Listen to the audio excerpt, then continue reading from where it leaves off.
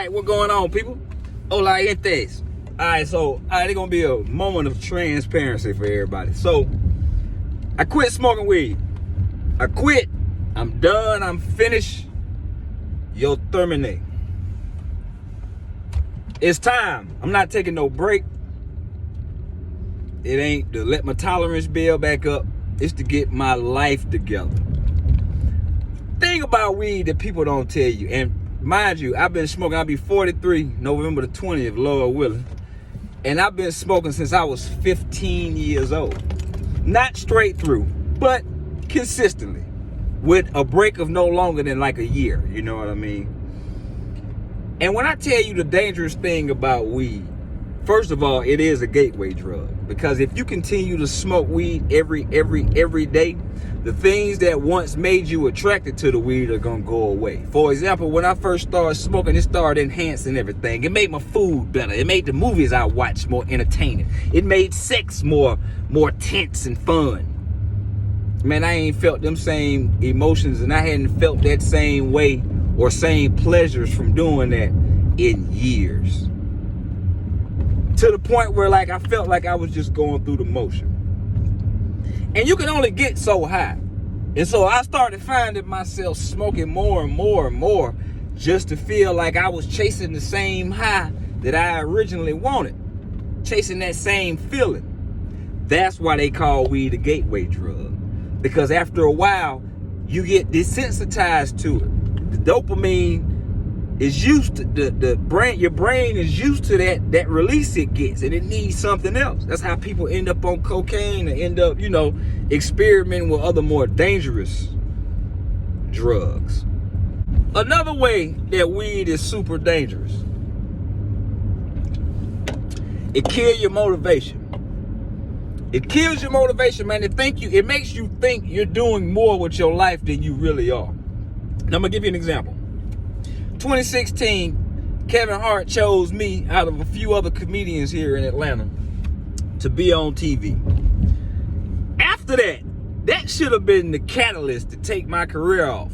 But no, my high ass got complacent and felt like I had made it. So 5 years later, or however long later, a lot of the comics in Atlanta who used to ask me for my advice have now propelled past me. They gone. And my high ass still sitting around here like, oh yeah, it's fine. I got time. Nah, man, it is time. You know, they say, man, to get something in life you've never had, you got to do some shit you've never done. And I really feel like me making this decision is going to take my life to the next level. So I'm going to be keeping y'all posted, but this shit going to be hard. It's going to be hard. I'm around comedians and people that smoke. Shit, my girl smoke. And I told her, I'm like, man, you ain't got to quit because of me, because you won't keep it up. You got to quit when you ready to quit. And I'm ready. I was ready to quit. Think about the money you going to save. Think about it. You buying a quarter, you buying a half, you buying an ounce. If you smoking decent, you talking about 75 up to 300 bucks. What can you do with that money? You can use that money to build you a business, pay off some debt. So y'all pray for me, man. It's gonna be hard. This shit is gonna be difficult. But I'm disciplined to the point where I know the benefits of me not doing this no more. So I told myself when I get the urge, if I want to get high, I just go read. I go work out. I gotta replace this bad habit with something productive. So I hope that can help anybody, man. And I'm just trying to give you some insight on weed is more dangerous than you think it is.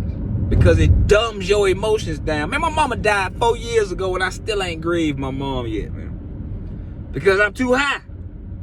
So it's time to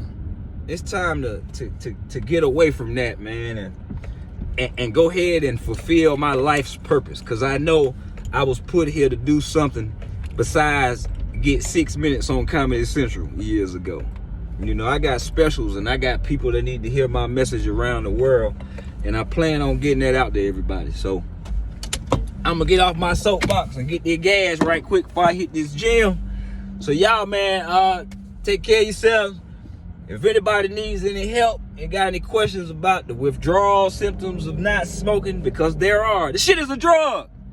The same way you go through a heroin withdrawal, crack withdrawal, pussy withdrawal, whatever your drug is, it has its withdrawals, you know. To give you a quick insight on mine, my appetite ain't worth for shit since I stopped smoking. I'm talking about I'm hungry, but as soon as this food get in front of me, I just be like, ah. And that's gonna last for a couple more days, and then I'll be back to normal. I'm looking forward to the other side. I'm looking forward to having dreams again, and you know what I mean? Like, just having that drive in life, because I had lost it for a minute. And I'm just happy I was able to catch it, man, before it's too late. So, I'll holler at y'all later on.